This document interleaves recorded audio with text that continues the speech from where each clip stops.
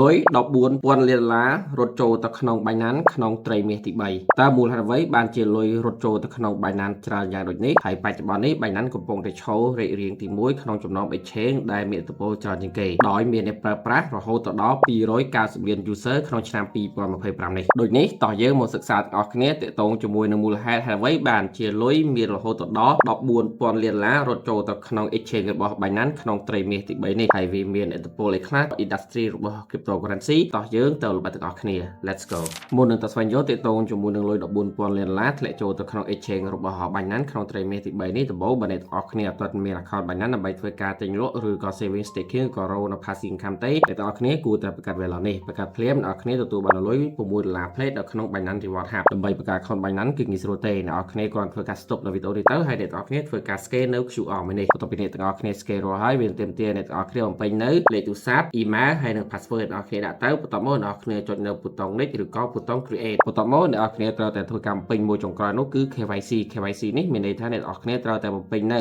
ID ឬក៏ passport ពីនេះគឺមួយណាក៏បានដែរបន្ទាប់មកគឺអ្នកទាំងអស់គ្នាអាចប្រើប្រាស់ account Binance របស់អ្នកទាំងអស់គ្នាដើម្បីធ្វើការទិញលក់ saving staking នៅក្នុង Binance នេះបានដោយសេរី Hello បាទសួស្តីអ្នកទាំងអស់គ្នាជួបជាមួយនឹងខ្ញុំបាទហេងម្ដងទៀតហើយនៅក្នុងវីដេអូនេះគឺខ្ញុំបាទនឹងមកនិយាយទាក់ទងជាមួយនឹង exchange របស់ Binance ដែលនៅក្នុងត្រីមាសទី3នៅក្នុងឆ្នាំ2025នេះគឺវាមានលុយរត់ចូលឬក៏ inflow ចូលទៅក្នុង exchange របស់វារហូតដល់$14,000,000,000 អ្នកទាំងអស់គ្នាដូចនេះយើងមកដឹងថាតើហេតុអីបានជាមានលុយរត់ចូលទៅក្នុង exchange របស់ Binance ច្រើនយ៉ាងដូចនេះហើយវាផ្ដល់នូវផលវិជ្ជមានអ្វីខ្លះទៅក្នុង industry របស់ crypto ដូចនេះតោះយើងទៅស្វែងយល់ទាំងអស់គ្នាយកទៅតាមទិន្នន័យទាក់ទងជាមួយនឹង website DeFi Lama ដែលវាផ្ដល់ទិន្នន័យទាក់ទងជាមួយនឹង exchange នៅក្នុងនេះគឺវាមាន exchange ច្រើនអ្នកទាំងអស់គ្នាវាមានពីលេខរៀងទី1មកដល់លេខរៀងទី70 60ជាងប៉ុន្តែ exchange ដែលអ្នកទាំងអស់គ្នាចាប់អារម្មណ៍នោះគឺ Binance អ្នកទាំងអស់គ្នាបច្ចុប្បន្ននេះគឺ Binance គឺវាឈរចំណាត់ថ្នាក់លេខ1ក្នុងចំណោម exchange ច្រើនលើពិភពលោកហើយវាមានទ្រព្យសម្បត្តិទាក់ទងនឹង asset របស់វាបច្ចុប្បន្នអ្នកទាំងអស់គ្នាសរុប$189,000,000,000នេះគឺយើងមើលទិន្នន័យពី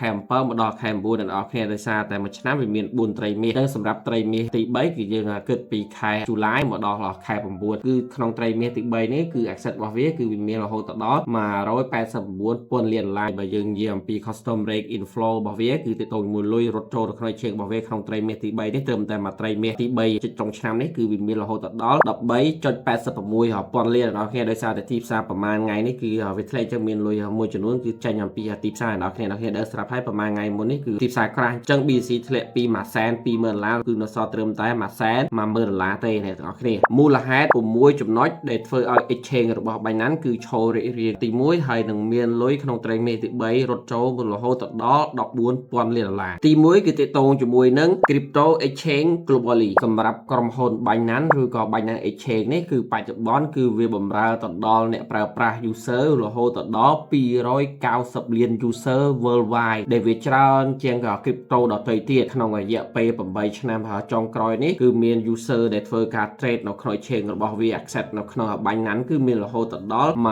125 trillion អ្នកទាំងអស់គ្នាដែលវា global GDP នៅក្នុងឆ្នាំ2025នេះមួយវិញទៀតហ្នឹងគឺទាក់ទងជាមួយនឹង stablecoin leadership Binance បានធ្វើការ hold $31,000,000,000នៅក្នុង USDT និង USDC ដែលវានាំឲ្យមាន59% នៃ stablecoin reserve សរុបទាំងអស់របស់ centralized exchange ដែលវាជាចំណែកមួយនាំឲ្យមាន net inflow ចូលទៅក្នុង exchange របស់វាច្រើនយ៉ាងដូចនេះសម្រាប់មូលហេតុទី2នោះគឺទាក់ទងជាមួយនឹង most licensed exchange បើអ្នកទាំងអស់គ្នានិយាយអំពីទាក់ទងជាមួយនឹង approval ឬក៏ការអនុម័តច្បាប់ថ្មីទាក់ទងជាមួយនឹងក្រុមហ៊ុនឬក៏ exchange នោះបច្ចុប្បន្ននេះគឺក្រុមហ៊ុន Binance គឺបានធ្វើការកាន់កាប់ឬក៏ hold នៅ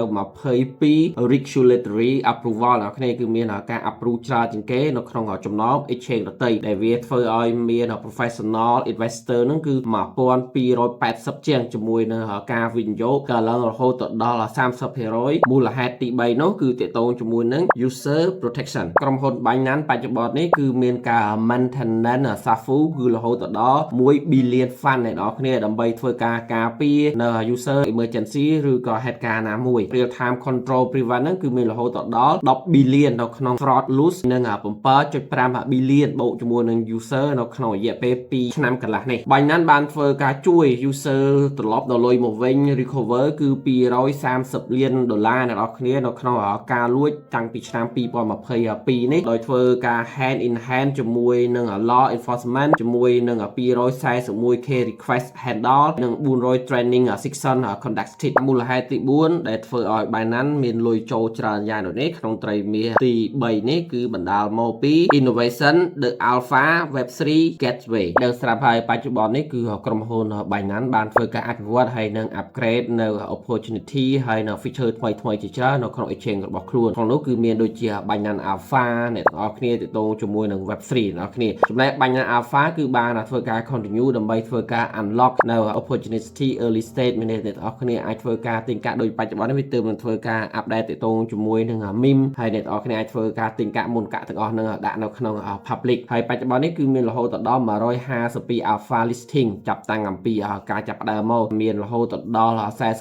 47.5% ដែលធ្វើការ progress នៅក្នុង future listing 15% នៅក្នុង spot ដោយផ្ដល់នៅ user ដើម្បីធ្វើការទិញនៅកាក់មុនគេបែបនេះអ្នកនរគ្នាសម្រាប់ការ trade នៅក្នុង alpha ប្រចាំថ្ងៃគឺមាន volume រហូត average មធ្យមភាគគឺ 3.8 លានជាមួយនឹង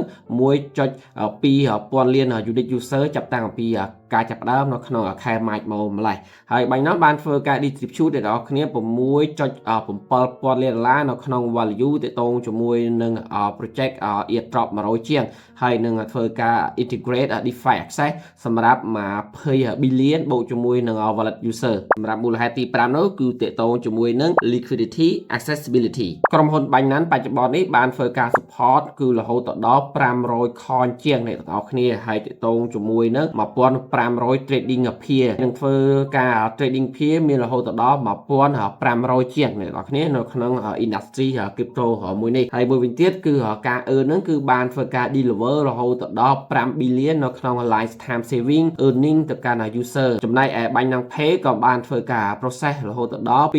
230 billion នៅក្នុង transaction តាមរយៈ payment 300 លានដុល្លារចំណុចទី6នេះគឺពិសេសមែនទែនអ្នកនរគ្នាគឺទាក់ទងជាមួយនឹង BNB reward ដូចអ្នកទាំងអស់គ្នាដឹងស្រាប់ហើយគឺនៅក្នុង Binance គឺមានការផ្ដល់រង្វាន់ជាតាមប្រភេទ airdrop land page land pool ហើយនឹង feature ថ្មីៗដទៃទៀតដែលអ្នកទាំងអស់គ្នាគ្រាន់តែធ្វើការទិញ BNB ហើយអ្នកទាំងអស់គ្នា hold ហើយអ្នកទាំងអស់គ្នានឹងបានលុយជាប្រភេទ passive income ទាំងអស់ហ្នឹងចាប់តាំងអំពីខែ January ឆ្នាំ